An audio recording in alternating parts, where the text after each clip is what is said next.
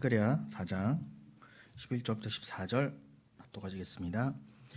내가 그에게 물어 이르되 등잔대 좌우의 두 감람나무는 무슨 뜻이니까 하고 다시 그에게 물어 이르되 금기름을 흘리는 두 금관 옆에 있는 이 감람나무 두 가지는 무슨 뜻이니까 하니 그가 내게 대답하여 이르되 내가 이것이 무엇인지 알지 못하느냐 하는지라. 내가 대답하되 내 주여 알지 못하나이다 하니 이르되 이는 기름 부음을 받은 자 둘이니 온 세상이 주 앞에 서 있는 자니라 하더라. 아멘. 네, 우리가 지난주는 이제 에스겔 4장을 받고 오늘은 스가랴 4장을 보고 있는데 오늘 두 증인에 관한 말씀, 우리가 계시록 11장의 두 증인의 말씀을 보다가 지금 쭉 이어져 오고 있었죠. 오늘 두 증인, 특별히 계시록 11장과 관련된 두 증인의 말씀을 오늘 좀 되도록 최대한 마무리하도록 하겠습니다. 자, 그래서 늘 그렇게 우리가 함께 봤었지만 이 두 증인에 관한 계시록 두 증인에 관한 말씀을 볼 때 있어서 오늘 본문을 읽으신 스가랴서 4장 말씀을 함께 보는 것은 필수입니다. 요한계시록은 구약의 바탕과 그 영향 아래에서 해석해야 돼요. 이것은 뭐 매번 강조해도 지나치지 않습니다. 그러니 요한계시록 독자적인 해석이란 건 없어요. 그래서 구약에서 기록된 말씀에 비추어서 공히 신약까지 이어지는 하나님의 그 동일한 뜻을 따라서, 즉 하나님 나라와 그리스도, 우리들의 구원, 그리고 구원받지 못한 자의 심판, 영생으로 읽으셔야 됩니다. 그래서 두 증인은 계시록 11장 4절에 보면은 기름 부음 받은 두 감람나무로 묘사되죠. 그 두 감람나무의 구약적 배경이 뭐라고요? 오늘 읽으신 스가랴서 4장입니다. 그래서 그 스가랴서 4장을 봤을 때 기름 부음 받은 이들이 문자적으로는 일단 그 역사적 배경으로 봤을 때 그 스가랴서 4장만 놓고 봤을 때는 일단 1차적으로 어떻게 해요? 모든 예언의 말씀은 뭐 예언서뿐이겠습니까마는 그 기본적인 역사적 팩트, 그 사실 배경을 모르고서는 뭐 2차, 3차 해석, 영적 해석으로 나가면 불가능해요. 하나님께서 어떤 상황 가운데, 맥락 가운데 말씀을 주셨는가를 일단은 파악하는 게 1차입니다. 그러니까 여러분 어려워 생각하지 마시고 이건 당연한 거예요. 누가 성경이 쉽다고 그랬습니까? 자꾸 그런 것만 빼고 뭐 영해랍시고 그런 건 몰라도 돼 이렇게 하면서 뭐 엉뚱한 것만 얘기하니까 자기들이 해석한 것 전하는 자도 몰라요. 그냥 다 스킵하고 그냥 자기가 하고 싶은 말만 떠드는 거죠. 영해랍시고 그런 게 가장 악독한 해석입니다. 뭐 그러한 예가 너무나 많지만 뭐 제가 우연히 이렇게 또 유튜브를 보다가 알고리즘이 뭐 다 관련된 것들이 제가 생각하고 자주 찾는 바가 이제 알고리즘이 되다 보니까 우리 교회는 라이브를 안 하잖아요. 근데 라이브를 대부분의 교회가 다 하죠. 그렇게 라이브를 켜놓고 그 여자 전도사인지 이렇게 얼굴을 비추면서 이렇게 쭉 진행을 합니다.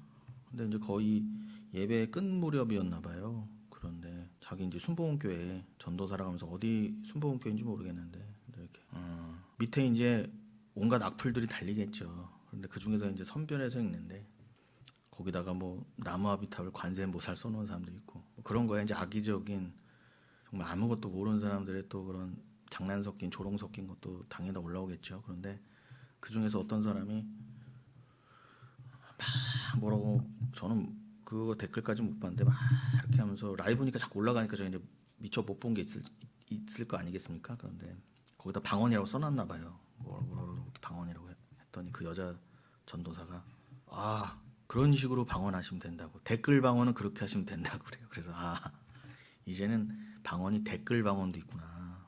기가 막히다. 정말 기가 막히더라고요. 그 수준이에요. 아직 무슨 선한 것이 나오겠습니까? 여러분도 이제 우리가 함께 이런 말씀들을 못 깨닫고 계속 그러한 교회에서 신앙생활을 하시면 여러분들도 시대 변화에 맞춰야 된다. 그래서 여러분들 댓글방언 다실 뻔했어요. 전도사 목사가 하면 라이브 무조건 켜서 할렐루야 아멘 해주면서 럴럴럴럴러 밑에 써서 보내야 돼요. 안 그러면 혼나니까. 아무튼 그런 식의 말도 안 되는 정말 악마적 해석이 난무하는 이유가 뭐라고요? 성경을 정확히 알지 못해서 그렇습니다. 특히 뭐 그런 오순절 계열은 계시록을 다 다루지도 않지만, 그러니 이단들이 더 묵시문학 특히 계시록 가지고 장난치는 거 아니겠습니까? 그러니까 막상 해보면 어려운 게 하나도 없잖아요. 귀찮았을 뿐이지. 그러니까 여러분들이 잘 배울 때 잘 들어 놓으세요. 그러면은 그런 게 막연하게 어렵다고 생각하시거나 막연하게 두렵다, 뭐 어디가 맞냐 이렇게 흔들릴 필요도 없고 흔들릴 수가 없습니다. 다시 돌아오면, 그래서 그 계시록 11장 초반에 그 두 증인에 관한 말씀에 일단 구약적 배경 중에서 가장 우리가 살펴봐야 될 것은, 뭐 스가랴서 4장은 그 전에 주일 예배나 수요 예배 때도 수시로 나눴던 부분이지만 아무리 강조해도 뭐 지나치지 않죠. 그래서 그 기름 부음 받은 사람 둘이 나오죠. 그 중에서 스룹바벨과 여호수아가 나오는데, 이 여호수아는 당연히 출애굽 때 그 여호수아가 아닙니다. 한참 후대에, 지금 스가랴라고 하면 벌써 70년 포로 생활을 갔다 오고 난 다음에 선지자 때니까요. 쉽게 생각하시면 이 스룹바벨은 그 전통적으로 그 남유다의 마지막 왕이 공식적으로는 시드기야지만, 그 시드기야는 그 누굽니까? 요시야 왕의 아들이거든요. 근데 요시야 왕의 아들임에도 불구하고 유대인들은 그를 공식 왕으로 안 쳐요. 역사적으로는 그가 마지막 왕이지만, 왜 그러냐면 아무리 요시야 왕의 아들이고 핏줄로는 다윗 혈통이었지만 바벨론 왕이 세워놓은 왕이었거든요. 그 직전에 요시야의 손자이자 자기의 조카인 그 여호야긴이라는 왕이 있었어요. 그 여호야긴이 요즘도 계속 나누고 있는 에스겔과 함께 기원전 597년경에 끌려갑니다. 포로로 바벨론에. 그러고 나서 그 어린 왕을 끌고 가고 나서 그 괴뢰 정권을 세우고 거기다 꼭두각시로 세워놓은 게 시드기야였단 말이에요. 바벨론이, 느부갓네살 왕이요. 근데 나중에는 예레미야 말을 참 더럽게도 안 들어먹고 하나님이 70년 포로 생활을 허락하셨다. 그리고 저 느부갓네살도 하나님이 허락하신 권세니까 시드기야 잠자코 있고 제발 애국하고 다시 붙어먹으려고 하지 말고 하나님의 말씀을 들어라. 느부갓네살로 인한 심판을 받아야 된다. 근데 안 들어먹는 거예요. 그래서 결국 어떻게 해서 반란을 일으키다가 느부갓네살이 어떻게 해요? 이 시드기야를 끌어와요. 그래서 어떻게 해요? 자기 두 눈으로 보는 앞에서 아들들을 다 쳐 죽입니다. 에레미야를 무시한 결과예요. 말씀을 쳐 죽이고 두 눈을 뽑아요. 시드기야 왕이. 목사님 잔인해. 이게 역사적 사실이에요, 여러분. 성경에 다 기록돼 있지 않습니까? 그리고 포로지로 끌려가서 죽습니다. 그러니까 이 끝까지 하나님의 말씀을 안 들어먹은 요시야의 아들 그 시드기야가 살아생전에 육신의 두 눈으로 본 마지막 장면이 뭐예요? 자기 아들들이 죽어나가는 거예요. 그러니까 일부러 그렇게 느부갓네살이 잔인하게 한 거예요. 어떻게 내 말을 감히 거역할 수가 있느냐. 여러분 바꿔 생각하면요, 우리의 진짜 왕은 누구예요? 하나님이에요. 여러분 우리가 하나님을 계속 거역하다가 받는 심판이 뭐겠어요? 지옥이잖아요. 그 지옥이 두 눈이 뽑히고 그 자식들과 함께 영원한 죽음에 처해지는 것, 그게 진짜 지옥이에요. 내 눈앞에서 내 자식이 죽고 내 육신 두 눈이 뽑히는 건 아무것도 아닙니다, 여러분.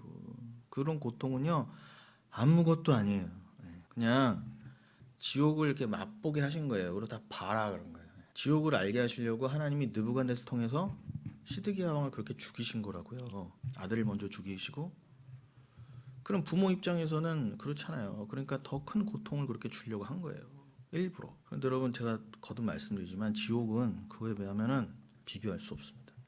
여러분들이 이 땅에서 지옥을 겪으셨다 그러면은 왜 겪게 하신다? 택한 자들은요, 지옥을 반드시 피하라고.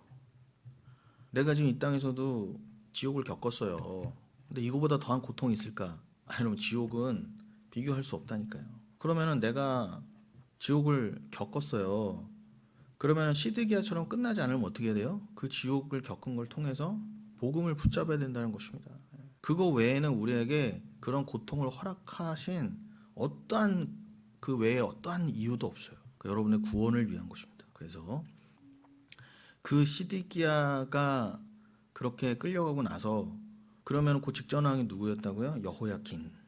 그러니까 여호야긴이 성경에서도 그렇고 유대인들이 생각하는 정통 왕이에요. 실제적으로. 역사적으로는 시드기야가 마지막 왕이지만.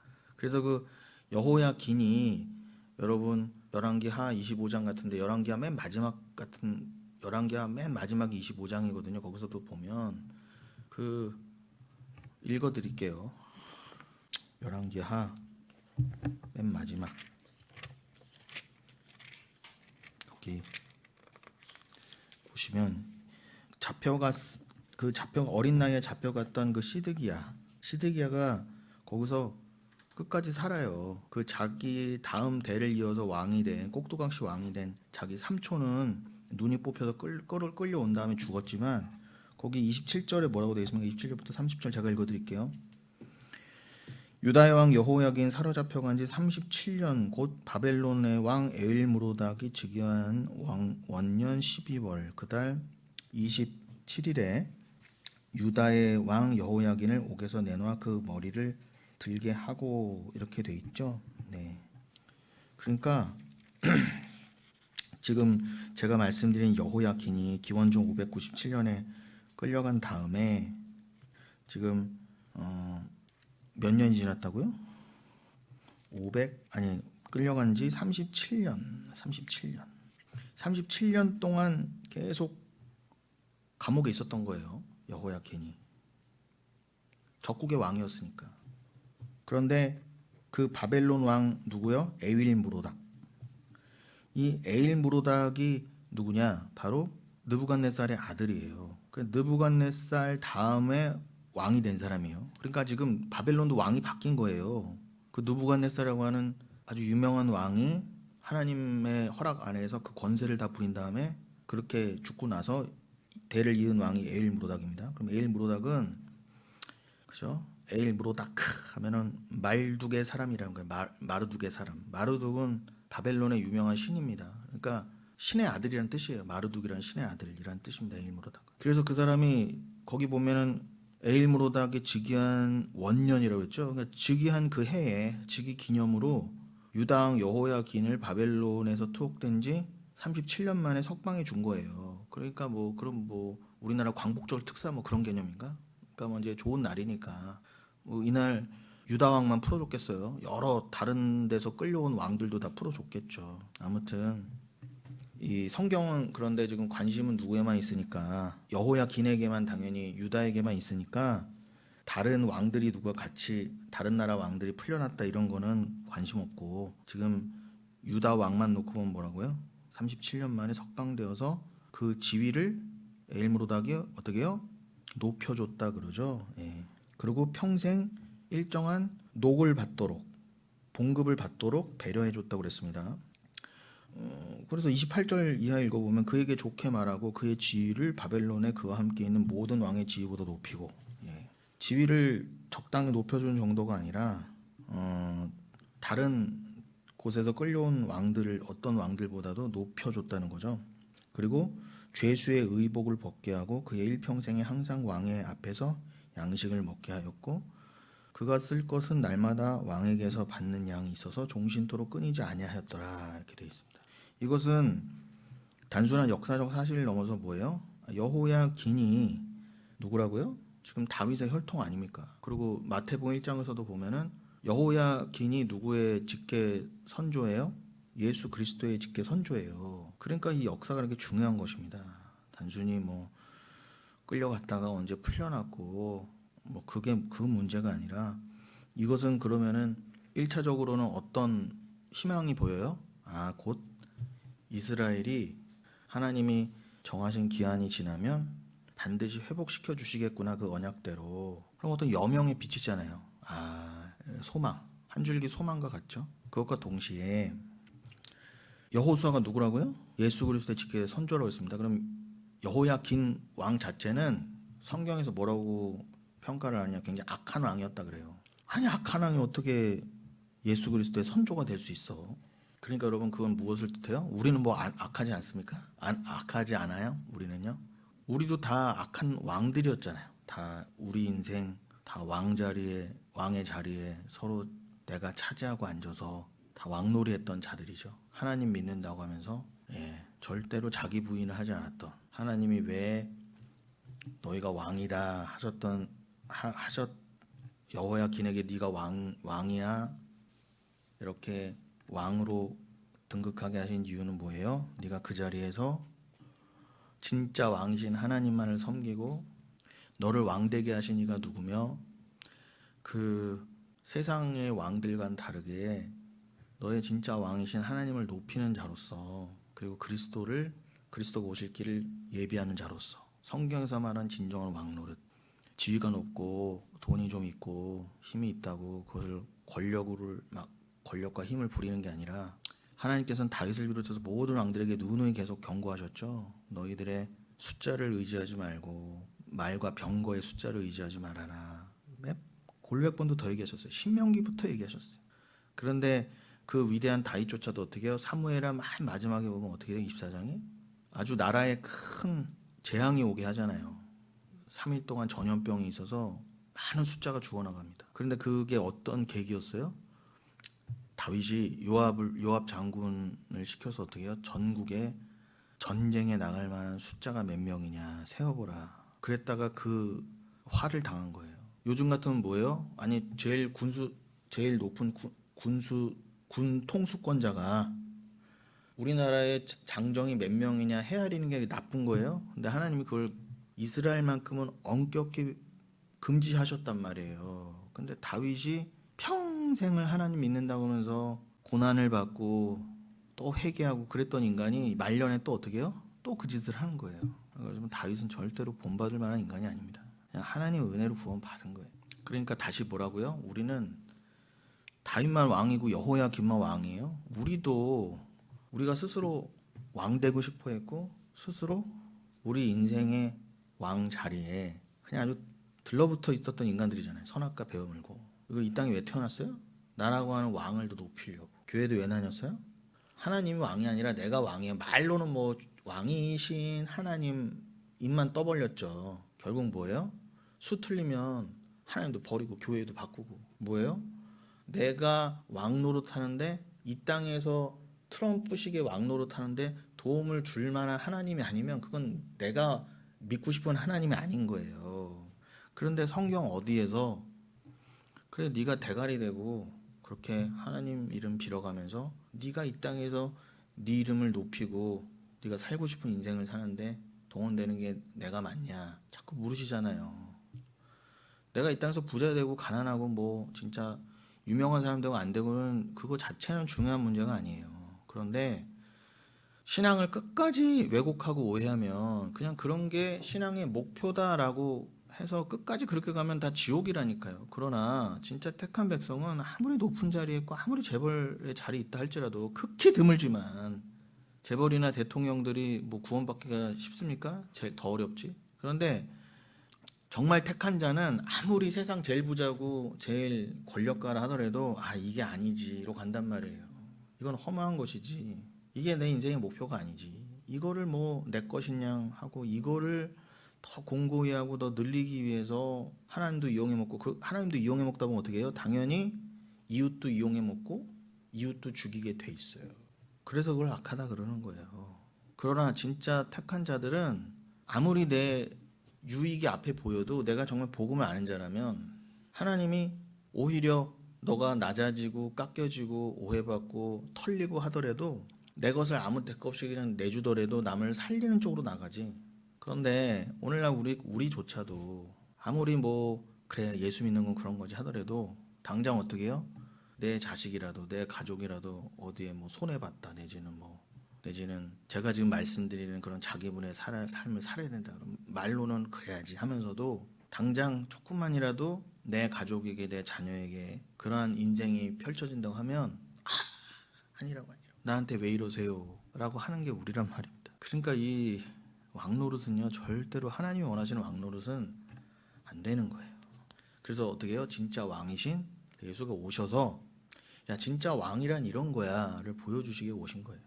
그럼 이 여호야긴이 예수 그리스도의 직계 선조라고 그랬습니다. 그럼 여호야긴은 하나님 보시기에 악한 왕이었지만 하나님이 그도 왜 쓰셨다?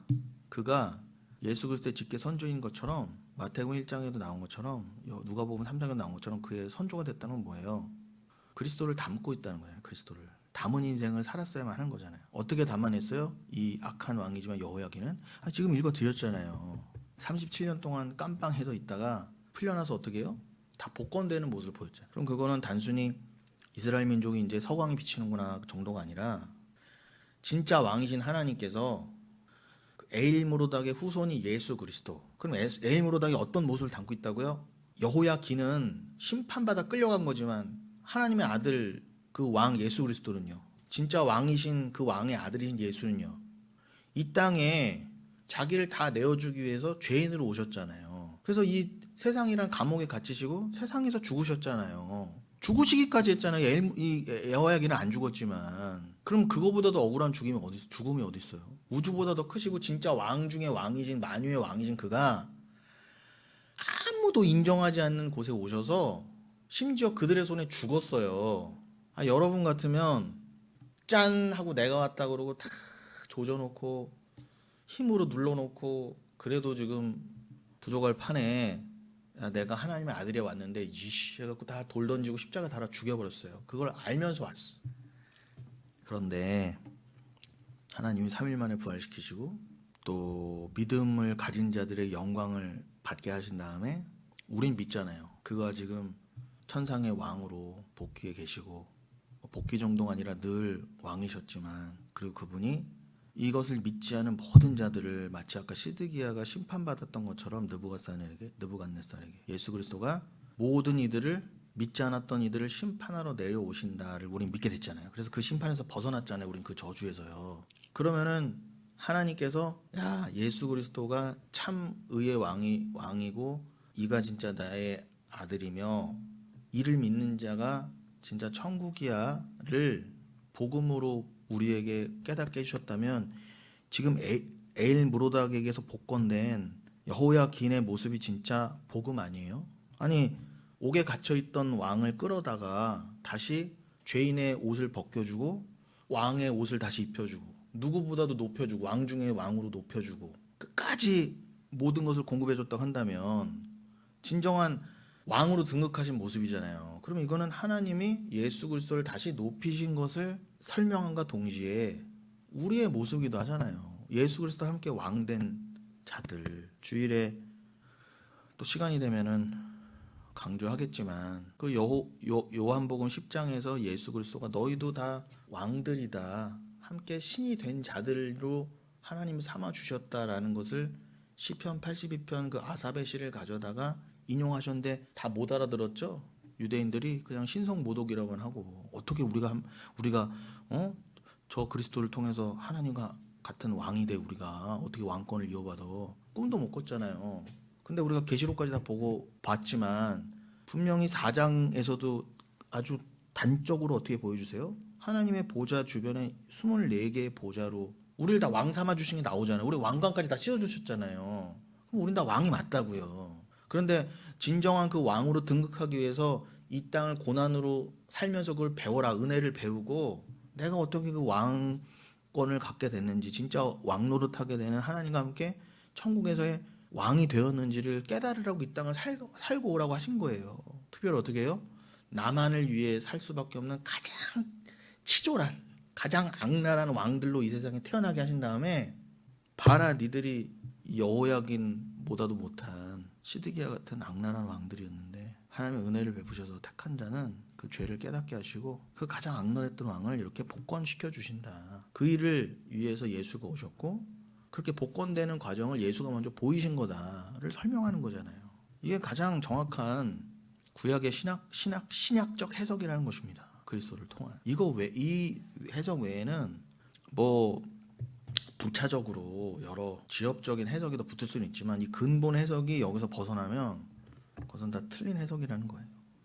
자 그럼 돌아가면 그럼 스가랴 4장에서 스룹바벨과 대제사장 여호수아가 나오는데 그럼 스룹바벨이 누구냐? 제가 왜 이렇게 여러분들 다 이미 또 들었던 분들은 벌써 기억하고 몇 번 들으신 내용인데, 이 스룹바벨이 누구의 손자라고 그래요? 성경에서? 지금 말씀드린 지금 열왕기하 25장 맨 마지막에 복권된 그 왕 여호야긴의 친손자가, 직계 손자가 스룹바벨이란 말입니다. 그래서 스룹바벨도 그 예수님의 족보에 나오는 사람이에요. 그럼 여러분 이것만 봐도 하나님이 인정하시는, 성경에서 진짜 인정하는 왕은 그 유다의 마지막 왕이 시드기야가 아니고 그 이전에 끌려갔던 여호야긴이구나. 포로에 끌려간. 그걸 우리가 읽을 수가 있죠. 그러니까 스룹바벨은 여호야긴의 손자면 뭐예요? 왕통이잖아, 왕통. 말 그대로. 그러면은 왕통인 스룹바벨은 뭐라고 우리가 그냥 간략하게 이해할 수 있어요? 왕인 스룹바벨과 또 한 명 여호수아는 누구라? 대제사장이라고 그러잖아요. 그러면은 스가랴 4장에서 기름 부은 자가 두 명이 누구랑 누구라는 거예요? 왕과 대제사장이라는 거잖아요. 맞죠? 이러한 두 인물의 특징을 보면 이 스가랴서 4장이 계시록 11장의 기본이잖아요. 계시록 11장 초반에 두 증인에 대한 배경이 스가랴 4장이라고 말씀드렸으니까. 그러면은 계시록 11장에서는 두 증인이라는데 그걸 두 교회라고 그랬죠, 우리가. 그럼 결론적으로 이미 알고 있는 거잖아요. 골몇 번도 더 했으니까. 그럼 그 교회는 누구예요? 그럼 우리잖아요. 두 교회, 두 증인. 교회는 우리. 그러면은 우리가 왕이고 대제사장이구나 라는 뜻과 함께 이거를 우리 교회에 적용한다면 뭐겠어요? 우리 교회는, 우리 한 사람 한 사람은 왕과 제사장적인 지위를 갖게 된다. 이것도 논리적으로 맞죠? 그래서 사도 베드로가 그의 서신 베드로전서 2장에서 뭐라고 했다고? 너희는 택하신 족속이요, 왕 같은 제사장이요, 거룩한 나라요, 그의 소유된 백성이라고 한 것입니다. 그러면 아까 예수님께서 요한복음 10장에서 너희들도 다 왕이다, 신이다, 하나님과 함께 왕된 신들이다 한 게 맞잖아요. 교회도 지금 스가랴서 4장만 봐도, 계시록 11장만 같이 읽어도 우리를 어떻게 삼으셨다고요? 두 증인인 교회를 왕과 대제사장으로 그 지위로 삼으시고 우리를 보고 계시는구나. 이게 영혼 가운데 하나님 앞에 서 있을 우리의 모습이기도 한 것입니다. 이러한 사실에 의해서 교회는, 우린 다 지금 이런 말도 안 되는 고난 중에 있지만 정말 고난입니다, 여러분. 뭐 꼭 몸이 힘들고 못 먹고 가난하고 이런 것만이 고난이 아니라 그냥 이거가 통하지 않는 이 세상 자체에 사는 게 그냥 고난이에요. 도대체 이거를 저 스스로는 도저히 이거 언제까지 나 스스로는 못 믿어요. 그런데 믿게 하시니까 그냥 가는 거죠. 믿고 싶지도 않아요, 인간적으로는요. 맨날 오해받고 뭐 이상한 말 들을 바에야 그냥 그들이 원하는 모습으로 같이 살면서 떵떵거리고 사는 게 맞아요. 제 인간적으로는. 그러나 그렇게 살고 싶어도 안 살아지고 못 살게 되니까 그게 고난이라는 것입니다. 그러면은 그래, 이 말씀이 흔들리다가도 그 말씀을 보면 그래, 이 말씀밖에 없지. 이게 맞잖아, 말씀이. 그런데도 세상과 전혀 통하지 않아요. 말 그대로 방언이야. 아무리 얘기해도 아까 권사님 속이 경릿기로, 속을 어떻게 알아들어요, 인간 말을. 말 그대로 방언인데 그게. 그래서 우리는 이렇게 고난 중에 있지만 영적인 고난이잖아요. 일단 본질이 겉으로 건강하냐 안 하냐, 꼭 아파야 고난이고 가난해야 고난입니까 그게? 남의 삶이나 여건이나 생활에 대해서는 우리가 다 판단할 것도 없고, 그리고 실제로 그 사람이 어떤 삶을 사는지는 아무도 모르잖아요. 그냥 우리가 겉으로 봤을 때만 판단하는 거잖아요. 저 사람은 저렇게 좋아 보이고 늘 웃고 그러니까, 좋은 옷 입고 그런 거 보니까 그냥 저러는 거 보니까 아주 그냥 살기 편한가 보네, 고난도 없나 보네. 그거는 여러분들의 판단인 거예요. 그렇게 남의 인생을, 성경이 내내 말씀하는 게 뭐예요? 남의 인생을 함부로 판단하지 말라는 거잖아요.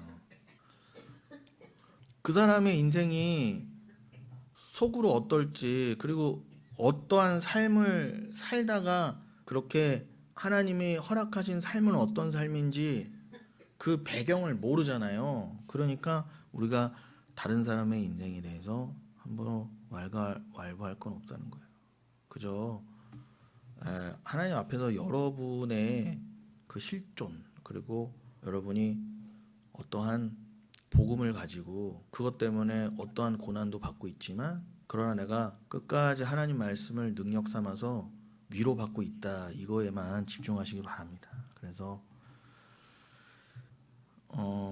말씀드린 것처럼 우리는 고난 중에 있지만 그러나 우리의 실존은 왕적이며 제사장적인 권세를 가지고 끝까지 하나님께서 허락하실 때까지 싫어도 세상을 향해서 증거와 선지적 사역을 감당해야 한다라는 것을 잊지 마시기 바랍니다. 그리고 그 계시록 이제 11장 그럼 5, 6절을 보면은 뭐라고 되어 있습니까? 11장 5, 6절. 만일 누구든지 그들을 해하고자 하면 그들의 입에서 불이 나와서 그들의 원수를 삼켜버릴 것이요 누구든지 그들을 해하고자 하면 반드시 그같이 죽임을 당하리라. 그들이 권능을 가지고 하늘을 닫아 그 예언을 하는 날 동안 비가 오지 못하게 하고 또 권능을 가지고 물을 피로 변하게 하고 아무 때든지 원하는 대로 여러 가지 재앙으로 땅을 치리로다. 이건 뭐 이제 말 안 해도 아시겠죠. 이 5, 6절을 통해서 이건 바로 모세와 엘리야 말하는 거구나. 그러면 요 앞절에서는 스가랴 4장을 갖고 와서 해석했을 때 우리 두 교회는 뭐로 표현할 수 있다? 스룹바벨과 여호수아로 표현할 수 있다면 그러면 이제 5, 6절을 통해서는 누구와 누구? 모세와 엘리야로서 또 이게 설명이 되고 있다는 거예요. 그러니까 여러분들은 요 계시록 11장 초반만 봐도 여러분들을 설명하기 위해서 어떤 인생들을 동원하셨다? 스룹바벨, 여호수아, 모세, 엘리야. 그러니까 이 성경에 기록된 믿음의 선진들이 다 그냥 여러분과 상관없는 그냥 옛날의 유대인들 얘기가 아니라 그냥 성경에 기록된 위인들 얘기가 아니라 이건 다 우리 얘기였다는 거예요. 여러분 얘기였다는 거죠. 그래서 히브리서 11장이 다 구약의 선지인들이 다 너희로서 증거를 받고 그들도 함께 우리와 약속을 받았다 하지 않습니까? 동일한 거예요. 그러니까 지금 요 계시록 11장에서만 오늘만 11장 초반을 통해서 오늘만 언급된 이 네 사람을 통해서도 네 사람을 통해서만 보더라도 그렇구나, 교회의 특징을 알 수가 있고 성경은 다 한 얘기구나, 서로 다 교회의 얘기밖에는 하신 얘기가 없구나, 그리스도 곧 교회의 얘기밖에는 계시록까지 하신 얘기가 없구나로 이해하시면 됩니다. 그래서 그들의 입에서 불이 나와서 그들의 원수를 삼켜버릴 것이다 그랬죠. 그래서 이것을 우리가 더 정확히 이해하기 위해서 기억나시나요? 지난달 말에 제 기억으로는 3월 25일인데 그때 본문이 열왕기하 1장 10절로 14절 아니었습니까? 그 엘리야가 그 세 번에 50명씩 50부장이 세 번 올라왔을 때 마지막 50부장과 50명의 무리만 살려줬던, 그래서 아하시아 왕에게 내려갔던 그 장면 기억하시죠? 그걸 통해서 그렇구나, 이게 바로 엘리야가 불로서 역사하고 사역한 그 장면, 그 대표적인 장면으로 그 열왕기하 1장을 우리가 그래서 봤던 것이고, 그러면서 또 뭐라고 합니까? 이 계시록 11장의 또 6절의 표현으로 하면은 그들이 그 두 증인이 권능을 가지고 하늘을 닫아 그 예언을 하는 날 동안 비가 오지 못하게 한다 그러죠. 이것도 엘리야의 사역을 연상케 하잖아요. 열왕기상 17장 1절이나 18장 1절을 보시면 됩니다. 그리고 물을 피로 변하게 하고 아무 때든지 원하는 대로 여러 가지 재앙으로 땅을 치리로다 이렇게 됐죠. 그럼 이건 당연히 말 안 해도 이건 모세가 연상이 되셔야 되잖아요. 그죠? 그래서 출애굽기 7장 14절 이하의 그 모세의 모습을 우리는 연상할 수 있습니다. 왜 모세는 10가지 재앙이, 그 모세로 인한 재앙은 10가지로서 출애굽기에 기록되어 있는데 왜 여기에는 첫 번째 재앙만 기록했습니까? 뭐 혹시라도 그렇게 생각하고 이것을 의아해 하실 분이 있을까? 제가 노파심에 드린 말씀이지만 그 누구였더라? 그 제 기억에 그 WJ 해링턴이라고 하는 신학자가 있는데 그 사람이 자신의 그 요한계시록 강해에서 그런 얘기를 했어요. 물을 피로 만든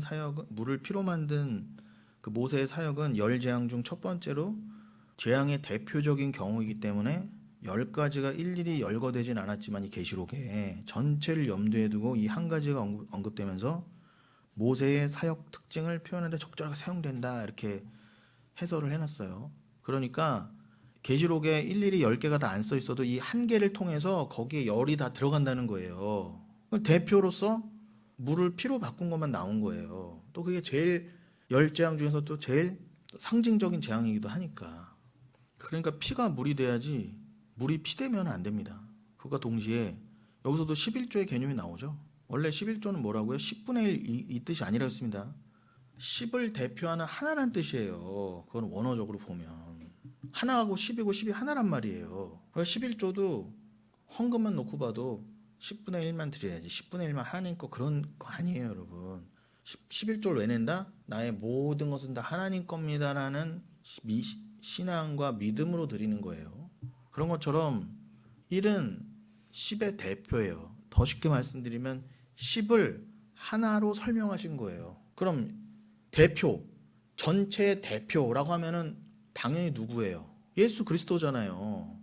그래서 11조도 10의 하나도 예수 그리스도를 그게 상징하는 거예요. 그래서 예수 그리스도가 우리의 11조라는 것이고 하나님이 우리에게 11조로서 먼저 예수를 주신 거고 우리는 그 예수를 담아서 예수 그리스도 하나님 주신 예수 그리스도가 나의 모든 것입니다. 하나님이 나에게 모든 것을 주셨으니 나의 모든 것도 다 하나님 것입니다 라고 해서 그 믿음으로 예수를 담아 드리면 그게 11조라는 거예요 여러분. 문자적인 11조에 갇히지 마시고요. 여러분 11조만 내라고 그러면 하나님이 너 10에 2, 3조도 내라 그러면은 여러분이 생각하는 그 개념이라면 여러분 10에 2, 3조도 내라면 여러분 왜 그러세요 나한테만 왜 더 내라고 그래요.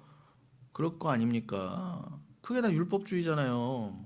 아니 뭐 권사님들 말씀 들어보니까 뭐 이전 교회에서 교회 빚을 갚으려고 뭐 한 사람당 얼마씩 해서 200명이니까 한 사람당 뭐 얼마씩 해서 매달 얼마씩 하면은 뭐 몇십억 빚을 갚을 수 있겠다 뭐 이렇게 해서 꼭 달에 얼마씩 내라고 했더라고요.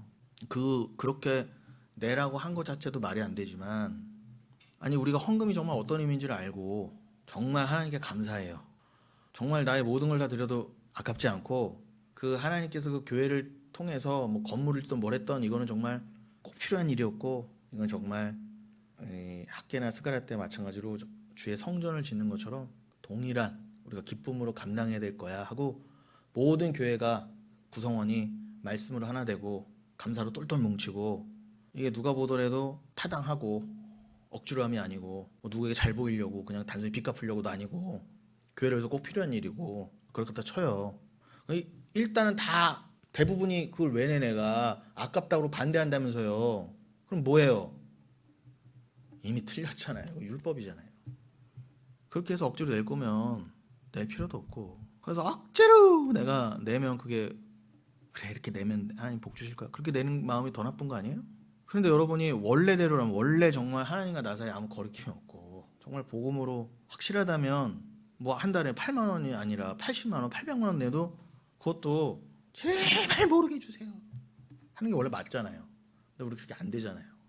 정말 이 교회를 위해서 내가 사랑하고 뭐 내가 이거는 감당할 수 있어 하더라도 뭐 누가 담임 목사가 억지로 해요. 한 명씩 꼭 해야 됩니다 하지 않더라도 내가 스스로 해야지란 마음이 들어와도 이게 아깝고 힘든 게 헌금인데 그만큼 인간은 나약하고 악하단 말입니다. 안 돼요. 안 돼. 억지로 하려고 하면 뭐가 동원돼야 돼요? 여러분 하나님이 60배, 30배, 60배, 100배로 갚아주실 것이고 자손의 복을 받을 것이고 뭐 하나님이 복을 주실 것이고 기로제목 다 이루어주시고 이렇게 갈 수밖에 없지 않겠어요? 주객이 전도되는 거 아니에요. 교회 왜 해요? 돈 모으려고 빚 갚으려고. 그러니까 여러분 다 한 끗 차이인가 한 끗 차이. 아무튼 지금 이 물을 피로 변하게 하는 그 모세의 사역도 대표로 하나만 한 거지 그게 다 10을 포함하고 있는 것처럼 이 11조의 개념은 성경 전체의 개념이에요. 근데 관건은 뭐다? 사랑이냐 사랑. 근데 우리가 왜 자꾸 11조 실패해요? 왜 자꾸 실패해요 우리가?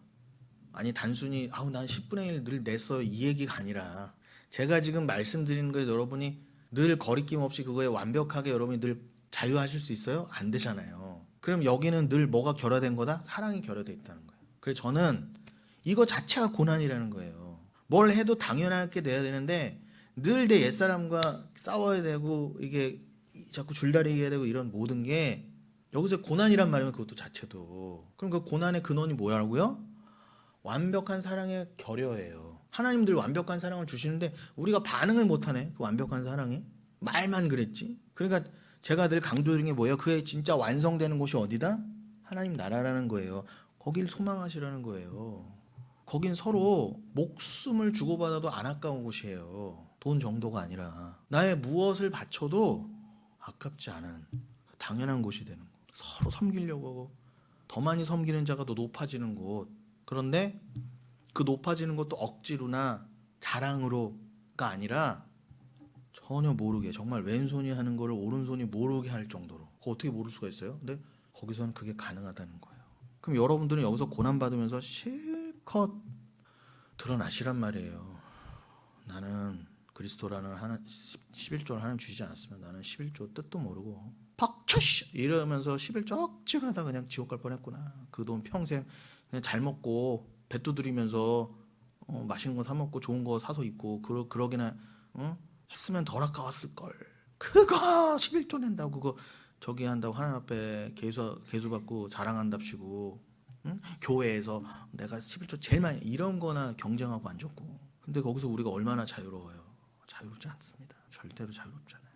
남들 욕할 거가 아니라는 거죠. 하나님이 우리를 거기서 건져주지 않았으면은 여러분이 지금 거기서 가장 먼저 앞서서 그거 할 판이었어요. 여러분 은혜에 감사하십시오. 그리고 그래서 여기에서 두 증인에게 엘리야와 모세의 특징을 부여하는 이유는 무엇입니까? 먼저 모세와 엘리야가 구약을 대표하는 선지자라는 점을 생각할 필요가 있겠죠. 그래서 구약 성경을 전 선지서와 후 선지서로 나눈 경우가 있는데 모세가 전 선지서를 대표하는 인물이라면 엘리야는 후 선지를 대표하는 인물이다. 우리가 생각하는 상식은 뭐예요? 엘리야, 여러분 엘리야서, 엘리사서 이런 건 없죠. 우리가 읽는 성경 공식적으로 우리가 기본적으로 이거는 선지서다 했을 때는 어디부터 쳐요? 이사야부터 치잖아요. 연대수는 아니더라도. 그런데 공이 구약에서 그러한 이사야서부터 시작된 모든 자기 이름을 가지고 선지서를 기록한 사람들, 그러니까 우리가 갖고 있는 39권의 구약 중에서는 3권의 대선지서와 그죠? 뭐 4권이라고 치죠. 다니엘까지요. 4권의 대선지서와 그리고 뭐 12권의 소선지서로 돼 있다. 그것만 예언서가 아니라 모든 이런 열왕기부터 역대기에도 또 사무엘기에도 보면은 각 시대마다 선지자들이 많았잖아요.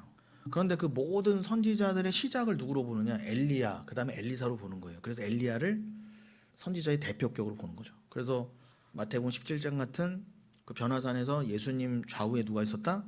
엘리야와 모세가 있었던 거예요. 그러니까 그 두 증인이 맞아요. 그러니까 예수님 옆에 누가 서 있던 거예요? 두 증인, 곧 교회, 즉 여러분이 서 있는 거라고 이해하시니까 동시에 엘리야는 선지서 예언서의 예언자의 대표고 모세는 율법의 대표다. 이렇게 보셔도 되지만 더 큰 범위를 확장하면 뭐예요? 모세도 선지자로 들어간다는 거예요. 그도 그럴 게 모세 오경이 모세를 그냥 민족의 지도자, 율법을 처음 받은 사람 정도가 아니라 그를 뭐로도 인식한다고요? 선지자. 그도 그럴 게 구약학을 좀 신학적으로 배워온 사람들은 아시겠지만 이 모세 오경 이후의 모든 그 역사서와 예언서는 어떤 관점으로 이어진다? 신명기적 관점에서 다 이어진다라는 거를 다 이해하거든요. 그것만 보더라도 신명기의 저자가 누구예요? 모세잖아요. 그래서 제가 지금 이제 말씀드린 게 이해가 되죠. 그렇게 큰 관점으로 봤을 때는 구약을 전선지서와 후선지서로 그 선지자적 관점에서 봤을 때 그러면 모세를 전선지서를 대표하는 인물이고 엘리야를 후선지서를 대표하는 인물이다. 이렇게 보셔도 된다는 거예요. 이러한 관계에 의해서 두 증인이 상징하는 교회 공동체는 구약의 선지자를 대표하는 모세와 엘리야를 계승하고 있음을 보여준다. 그죠? 두 명 다 선지자라고 해도 이해하셔도 무방하다는 그거예요. 그러면은 그 두 엘리야 모세가 다 선지자라고 한다면 그 두 증인은 선지자적 사역을 감당하는 게 맞죠? 1차적으로 그러니까 선지자의 모습이 가장 강하다는 거예요. 그래서 마태복음 17장 4절을 보면 제가 말씀드린 것처럼 모세와 엘리야가 변화산에서 예수님과 함께 등장하죠. 이러한 장면은 하나님께서 왜 보여주셨다? 예수님이 모세와 엘리야의 선지자 사역을 계승하고 성취하신 분이다 라는 것도 보여주는 거예요. 예수님의 모든 말씀의 중심이시다. 모든 말씀은 다 예수를 가리킨다 라는 것을 뜻하는 것과 동시에 모세와 엘리야는 예수님 앞서서 무슨 사역을 감당한 거예요? 진짜 선지자이신 참 선지자이신 예수 그리스도를 예표하는 인물들로서 예수 그리스도가 이루실 그 선지적 사역을 예수님 앞에서 미리 감당하면서 이렇게 보였던 사람들인 거예요. 우리는요, 역사적으로 예수님 뒤에 나왔잖아요, 우리는. 그러면은 그들은 오실 예수님을 예언했던 자들이고, 우리는요, 오신 예수님을 전함과 동시에 다시 오실 예수님을 예언하는 자들이 돼야 된다는 거예요. 그게 두 증인 맞잖아요. 그들도 선지자였으면 우리도 선지자라면서요. 목사 전도사만 선지자가 아니라, 그리고 목사 전도사가 라이브 켜놓고 롤롤롤롤 댓글 방언 잘하네요 이따위 소리나 하고 앉아있고, 여기 나바크? 그게 아니, 그 히브리어의 나바크라는 단어를 가지고 그렇게 장난을 치고 성도들을 그렇게 성적으로 유린했던 그런 꼴 나는 거예요. 여러분들도 말씀을 맡은 자로서 역할만 다를 뿐이지 우린 다 선지자적 사역을 감당하는 우린 다 교회다라고 인식을 못하니까 뭐 좀 히브리어 어려운 말 써가면서 다바크라는 거는 원래 이렇게 붓다라는 의미거든요. 여러분 접착제로 이렇게 붙이다라는 의미예요. 그리고 남녀가 합하다. 결혼했을 때 마치 악교풀로 붙여놓은 것처럼 남녀는 하나다. 이걸 누가 어떻게 떼어놓을 수 있겠느냐 이런 의미에서 된 거거든요. 그럼 그게 영적으로 뭐가 되겠어요? 하나님과의 연합. 그래서 제가 늘 말씀드린 것처럼 하나님께서 이 땅에 남녀와 가정을 두신 이유는 아무것도 없다. 우리의 남편 되신 그리스도와 신부된 교회의 연합을 배우라고 가르쳐 주신 것이다. 그렇게 해놨더니 그거 단어를 가지고 뭐예요? 실제로 뭐 입에도 담기 어려울 정도로 지저분한 짓을 한 거예요. 세상도 안 하는 짓을 해놨다니까. 그럼 그게 신령한 짓거리다. 그렇게 해야 영적으로 깨끗해진다. 뭐 이렇게 해갖고 그게 신천지나 정명석이나 통일교하고 다른 게 뭐가 있어요? 근데 여기 시흥 제자비전교회라고 그랬더만 나는 좀 저기 대하동 있는 교회인 줄 알았어요. 요즘 하도 문제가 돼갖고 뭐 그것이 알고 싶다 나왔다 그러고 뭐 뉴스에 다 떠들어갖고 왔더니 금방 나오더라고 어떤 교회인지. 여기 곧 목감역 생기잖아요. 우리 교회에서 한 1km 정도 되면 걸어서 한 15분 정도? 버거킹 지나서요. 그럼 거기에 여러분 그 목감 감리교회라고 왜 이렇게 예수님 목자 그림하고 있는 그 교회에 바로 앞건물에 높은 상가 건물 거기 맨 꼭대기도 교회가 있었더라고요. 7층인가. 근데 거기에 또 유명한 연예인이나 유명한 사람도 꽤 왔었다고 하더라고요. 근데 거기서 목사가 뭐 다바크 해라 쓸데없는 짓 하지 말고 목사가 시키는 다바크나 열심히 하라고 이렇게까지 얘기를 했더라고요. 너무 좀 유치하고 창피하고. 그런 일들이 왜 생긴다? 그 목사와 전도사와 함께 우리도 말씀을 맡은 자라는 개념도 없고, 그러면 말씀을 열심히 보고 나도 정확한 말씀을 전해야 되는 나도 선지자적 사역을 같이 감당해야 되는 우린 교회구나라는 인식이 있으면 어떻게 그렇게 목사하고 전도사하고 목사 전도사 하랍이라고 그러듯이 어떻게 그렇게 막말하고 함부로 해석하고 쓸데없는 그런 말도 안 되는 짓거리를 해도 거기에 끌려가고 몸 바치고 돈 바치고 다 갖다 바치냔 말이에요. 어떻게. 그리고 그 여자의 20살 20대 하나 자살 안 했으면 그것도 모르는 일이었어요. 그래서 제가 그거를 저기 네이버 지도로 봤더니 그게 거기가 맞더라고. 이렇게 뉴스에서 이렇게 공중에서 이렇게 탁 띄워놓은 사진을 이렇게 싹 뿌옇게 처리했는데 제가 이렇게 지도로 찾아봤더니 명확하게 그 형태가 맞더라고요. 근데 보니까 교회라고도 안 해놨어. 보니까요. 십자가도 없고요. 꼭 십자가 있어서 그건 아니지만 그러니까 그들끼리 이렇게 자기들만의 이상한 집단을 만들어 놓고 그 짓을 했던 거예요. 어디에? 바로 여기 코앞에. 우리 코앞에. 여러분 참 무섭지 않습니까? 1km가 아니라 반경 몇 미터 안에도 그거보다 더 심한 게 있을지 누가 알아요. 그거야 그 여자가 자살하고 그렇게 드러났으니까 그렇죠. 그게. 그러니 여러분 이게 이렇게 영적인 무지에서 오는 거예요. 우리는 도저히 이해가 안 되잖아요. 어떻게 그럴 수가 있지? 어떻게? 그 나이 드신 분들 포함해서 좀 똑똑하다는 젊은 사람들까지 다 거기에 속아갖고 담임 목사가 하라는 대로 하고 정광훈하고 똑같이 정광훈이 유명한 빤스 목사잖아요. 정광훈하고 똑같네. 뭐 하나만 해. 이러한 정말 이제 말하기도 이제는 말 이렇게 계속 하면 뭐 합니까? 제 입만 힘들어지고 그래서 뭐 아니라고도 하니까 뭐 할 수 없죠. 뭐 나중에 뭐 난 책임 못 져요. 나중에 두고 보자고요. 어떻게 되나. 그래서 또한 모세와 엘리야는 강력한 세상 세력과 적대 관계에 있었습니다. 네. 모세와 엘리야 우리 형님들도 강력한 세상 세력과의 적대 관계에 있었어요. 그러니 뭐 위로가 되죠. 모세는 그 당시 가장 강력한 왕, 지금으로 따지면 트럼프하고 맞짱 떴어요. 뭐 맞짱이라는 표현이 좀 저속해서 좀 죄송하지만 담대하게 세상 가장 강한 군주 앞에 나아가서 내 백성을 내놔라. 그 당시에 이집트 애굽의 왕이 세계 최고의 권력자였으니까. 오죽하면 태양의 아들, 태양의 신이라고 했을까. 그리고 엘리야는요. 아합 왕 얘기만 봐도 알 수 있잖아요. 그 서슬퍼럴 때 아합과 이세벨의 그 총애를 받던 자들 850명을 갖다가 다 목을 쳤다니까요. 그리고 너 하나님 말씀 안 들으면 여기에 기근이 올 것이다. 3년 반 동안. 그렇게 아합이 회유하고 그 아들이 회유해도 절대 타협 안 했잖아요. 그 회유하려고 오는 인간들 불로 다 내려서 다 태워버리고 그랬잖아요. 그래서 세상과 절대 이들은 주의 종들은 진짜 주의 종들은 세상과 타협하지 않았어요. 그런데 그게 모세와 엘리야만의 얘기라고요? 모세와 엘리야가 여러분이라면서요. 두 증인이라면서요. 지금 실컷 봤잖아요. 이게 모세와 엘리야만 목사 전도사만 할 일입니까? 그럼 여러분 성경 왜 배우세요? 아니잖아요. 여러분 얘기는 여러분. 그리고 여러분이 정말 두 증인이면 교회면 여러분들도 세상과 타협할 수가 없게 돼요. 시키지 않아도. 그래서 모세는 말씀드린 대로 애굽 왕 바로와 그의 술객들과 대치했었고 아주 그냥 첨예하게 대립했었죠. 엘리야는 바알을 섬기는 아합 왕과 이세벨과 그녀의 바알 선지자들과 대치했습니다. 이 두 경우는 구약에서 여호와의 선지자들과 이방 세력과의 적대 관계를 대표적으로 보여주는 거죠. 그리고 이러한 적대 관계는 요한계시록에서 교회와 대립각에 있는 것으로 설정된 그 사탄의 세력, 곧 짐승과의 관계에 대한 그 배경적인 이해를 제공한다는 거예요. 여러분이 구약을 왜 배워야 돼요?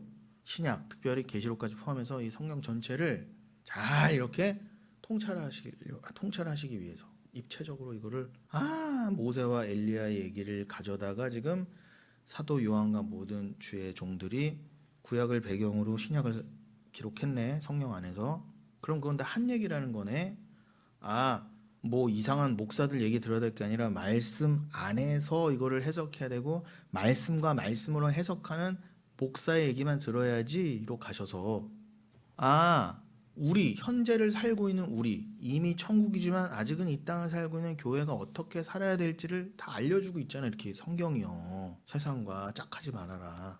너희는 거기서 건진받은 자들이다. 세상은 짐승이다.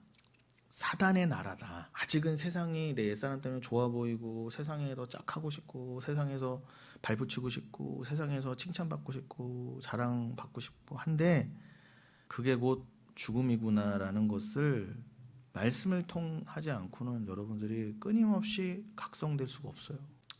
이러한 적대적 대립 관계의 절정이 어디에 나와요? 그게 바로 7절로 9절이라는 것입니다. 보실까요? 7절부터 9절. 조금만 더 하고 마치겠습니다. 11장 7절로 9절. 그들이 그 증언을 마칠 때 무적행으로부터 올라오는 짐승이 그들과 더불어 전쟁을 일으켜 그들을 이기고 그들을 죽인 터인즉 그들의 시체가 큰 성 길에 있으리니 그 성은 영적으로 하면 소돔이라고도 하고 애굽이라고도 하니 곧 그들의 주께서 십자가에 못 박히신 곳이라. 백성들과 족속과 방언과 나라 중에서 사람들이 그 시체를 사흘 반 동안을 보며 무덤에 장사하지 못하게 하리로다. 이건 일단 영적으로 읽으셔야 돼요. 여러분들이 뭐 세상과 대립하고 있으면은 여러분의 시체가 막 굴러당기고 여러분 장사도 못 치른다 그렇게 이해하지 마시고, 그러니까 더 그러겠죠. 내 새끼만은 안 돼요 이렇게 오해하지 마시고, 그리고 제가 잘 장례 치러 드릴게요. 근데 이게 중요한 건 뭐예요? 세상에 그만큼 적대시를 받는다는 거잖아요. 그만큼 그냥 이 두 증인 교회가 죽었다고 깨춤추고 그냥 우리가 드디어 이겼다 그러고 저 말도 안 되는 소리 하던 저것들도 이단들이 다 죽었다고 그렇게 좋아한대잖아요. 그러니까 우리 교회도 마찬가지예요. 그렇게 우리 교회가 망했으면 좋겠고 우리 교회도 어떤 소문 안 들리나 얼마나들 우리 교회 망했다 내지는 뭐 다 흩어졌다 이런 얘기 들으면 또 그것도 다 하나님 뜻이 있어서 그렇게 때가 되면 될 텐데 그거 들으면 거봐라 거기가 그렇게 됐다 뭐 그렇게 다들 자기들만 잘났다 그러더니 그런 얘기를 얼마나 기다리고 있겠어요.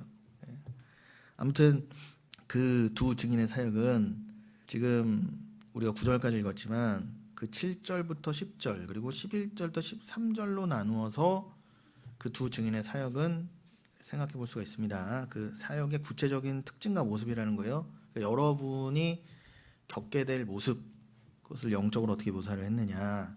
그래서 먼저 7절부터 10절을 보시면은, 자, 그 7절부터 10절을 앞에 그 전자라고 한다면 그 전자가 두 증인에게 가해지는 핍박과 고난을 보여준다고 한다면 7절부터 10절이, 그러면은 11절부터 13절 그 후자는 그들에게 주어지는 영광스러운 순간을 그렇게 대조해서 보여주고 계신다. 그래서 7절부터 10절은 그 두 증인이 죽는 모습이 나옵니다.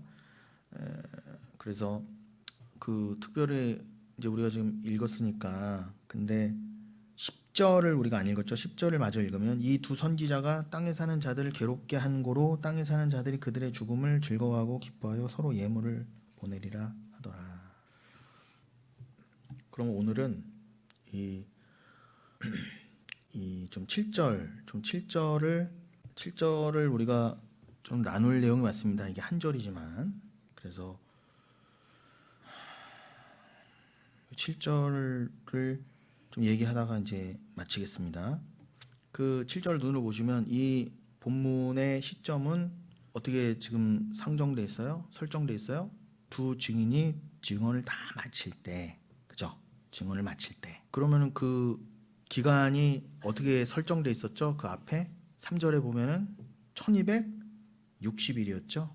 그랬잖아요. 1260일 동안 예언하리라. 두 증인에게 권세를 준다. 그 권세가 뭐였다고요? 1260일 동안 예언하는 거지 딴 권세 없습니다. 끝까지 말씀을 지키고 세상에 타협하지 않는 그 권세라는 게, 그게 타협하지 않고 예언하는 것이 권세다. 그거 자체가. 그래서 그 3절 내용을 근거해서 생각해 보면은, 요 7절에서 그 증언을 마칠 때가 언제겠어요? 당연히 1260일이 다 지났을 때를 말하는구나. 그런데 우리가 1260일은 지금까지 어떻게 이해했어요? 바로 예수님의 초림부터 재림 사이의 기간이다. 종말의 시간이다. 그렇다고 한다면 1260일은 당연히 1260일이 끝났을 때는 뭐라고 우리가 이해할 수가 있어요? 교회 시대의 마지막, 천년왕국의 마지막, 재림의 시점이라고 할 수가 있습니다. 재림의 시점. 그런데 또 강조드리지만, 그러나 이것은 단순히 재림 때 문자 그대로 이런 일이 일어날 거야. 우리 시체가 널브러져 있다가 이렇게 어떻게 부서서 일어날 거야. 이런 게 지금 문자 그대로 일어난다. 이걸 지금 말하려는 게 아니라, 이 두 증인의 이 에피소드 안에서 이 하나의 비유로 이게 설정된 거예요. 모든 걸 다 비유로 말씀하시니까, 물론 특별히 계시록은 복음서와 마찬가지로 이거를 그냥 비유적으로 풀 것, 또 문자적으로도 함께 볼 것, 이게 다각적으로 봐야지 성경을 비유적으로만 봐도 당연히 안 되죠. 신천지가 맨날 비유풀이하고 앉았잖아요. 엉뚱한 얘기하고 앉았고 산으로 가고 너무 비약시키고. 그러니까 여러분들은 언제나 어떤 균형을 가져야 된다? 이거를 문자적으로만 봐도 안 되고, 비유적으로만 봐도 안 되고, 역사적으로만 봐도 안 되고, 이걸 다 함께 통찰하는, 입체적으로. 그랬을 때 이것이 단순히 영적으로는 이러한 이유지만 이것이 역사적인 어떤 상황을 가지고 설명하셨고 또 어떤 비유적인 표현을 쓰셨구나, 이런 식으로 이해가 될 거 아닙니까? 이해가 되시죠? 그러니까 이 두 증인 얘기, 특별히 지금 1260일이 어차피 1260일 또 이 상징적인 숫자니까, 그럼 그 1260일이 끝났을 때 두 증인으로 묘사된 어떤 교회 그 두 사람이 지금 시체가 이렇게 널브러져 있다는 것도 당연히 1260일이 상징적인 것처럼 이것도 상징적인 표현 아니겠습니까, 여러분? 여러분들의 시체가 막 굴러다닌다는 게 아니라, 이거 뭐 다 이해하시죠? 이걸 뭐 더 이상 저는 뭐 어떻게 더 설명 못 드리겠어요. 그러니까 말씀드린 것처럼 이것은 두 증인 이야기 속에서 하나의 비유로 설정된 것이다. 그러므로 이 사건의 설정은 두 증인 이야기 속에서 사건의 전개 과정으로 이해돼야 된다는 거죠. 그렇다면 두 증인 이야기를 특정한 시점에 일어나는 것으로 꼭 해석할 필요는 없다. 다만 두 증인의 죽음을 재림 때로 설정하는 것은 재림이 다가올수록 악의 세력의 저항이 더 강렬해진다는 정황을 활용한 것입니다. 자, 무슨 말이냐? 다 이해하셨겠지만, 이 두 증인 이야기가 그렇구나. 1260일이 지나면은 두 증인이 죽고 그러면은 그게 재림 때 일이니까 예수님의 재림 때 일이니까 우리도 그렇게 장렬히 전사했다가 주의 재림 때 부활한다. 그 맥락을 그냥 이렇게 이해하셔야지 이걸 가지고 "헉, 그러면은 1260일이 언제 끝나고 막 아니 그때와 시기는 아버지가 모른다고 그랬는데 내가 그럼 언제 죽는다는 거야? 막 이런 것부터 시작해서 그런 거에 함몰되시지 말라는 거예요.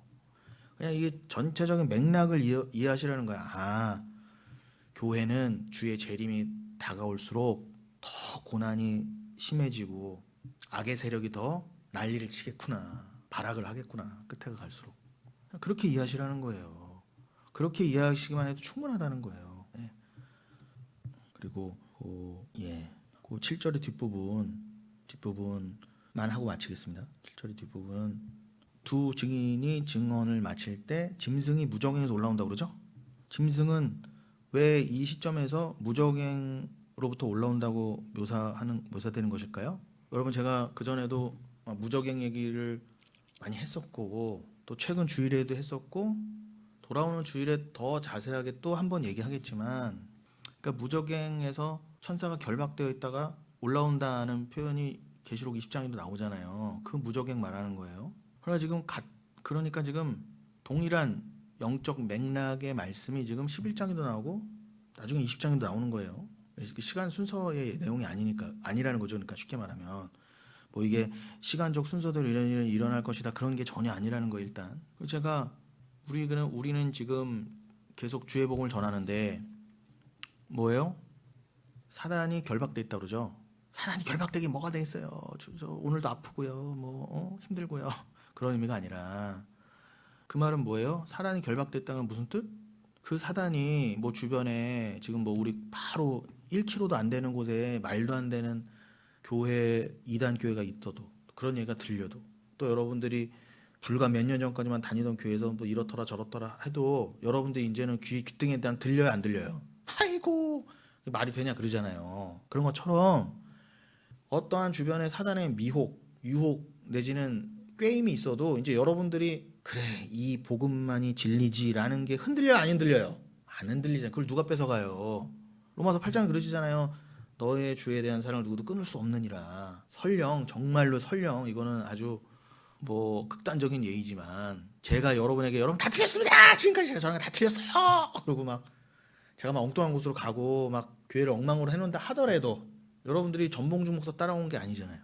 전봉중 목사 믿으니까 믿은 것도 아니고 전봉중 목사 보고 뭐 교회 온 것도 아니잖아요. 설령 그렇다 손치더라도 야 저 전봉중 목사 저렇게 가짜였나 저게 말도 안 되는 인생이었네라는 게 혹시 보이더라도 극단적인 예입니다. 제가 그렇게 하겠다는 게 아니라 그렇더라도 택하신 백성은 절대 그 믿음에서 흔들리지 않는다는 거예요. 그게 무적행에 꽉 묶여있다는 거야 사단이. 근데 하나님이 재림 직전에 어떻게 해요? 이제 거두실 알곡들은 다 거두시고 진리를 깨달은 자들 하나님이 언약 가운데 두셔서 다 이제 진리로 완성된 자들을 이제 다 수확하시고 난 다음에 어떻게 해요? 잠깐 사단이 풀린다 그래. 그래서 사단이 그때는 풀려서 뭐 하겠어요 그러면? 야 이제는 자기의 말을 안 들었던 아무리 미혹해도 안 들었던 진리가 다 없으니까 사단이 마음껏 활개칠 거 아닙니까? 그럼 여기 다 비진리로 완성된다는 거예요. 교회가 아무리 많아도 다 그건 가짜 교회만 남아있다는 증거겠죠 그게. 남아있게 된다는 거잖아요 그 말씀이. 아니면 저들 말대로 뭐 교회가 깡그리자 다 휴거되고 모든 십자가경 교회는 다 구원받고 이 세상에 없습니까? 아니라니까요. 다 드글드글 남아 있을 거예요. 그럼 그들이 다 비진리로 완성된다고 한다면 그들이 다 가짜로 판명나는 거잖아요. 그때까지 견디자고요. 힘들지만 정말 꼴도 보기 싫지만 정말 귀 막고 눈도 막고 싶지만 일단 그때까지는 견디자고요. 그런 거 보면 참 이 절에 들어가 있는 것도 괜찮은 것 같아요.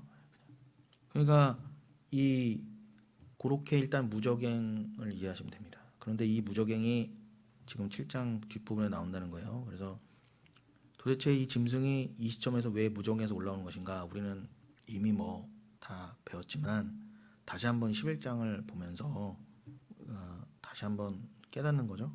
그럼 이 질문에 대한 답을 위해서는 짐승과 무적행에 대한 이해가 선행돼야 된다. 그래서 여기부터는 다음 주에. 그래서 제가 일부러 우리가 지금까지 무적행에 대해서 이해했던 바를 아주 간략하게 핵심만 정리해드리고, 그다음에 그 자세한 내용, 그 11장 7절 후반부로 우리가 더 자세히 봐야 될 그 무적행과 짐승에 대한 공부는 우리가 또 다음 주에 이어간다고 하는 것입니다. 예, 그럼 오늘은 여기까지 하고 잠시 기도하는 시간 갖도록 하겠습니다.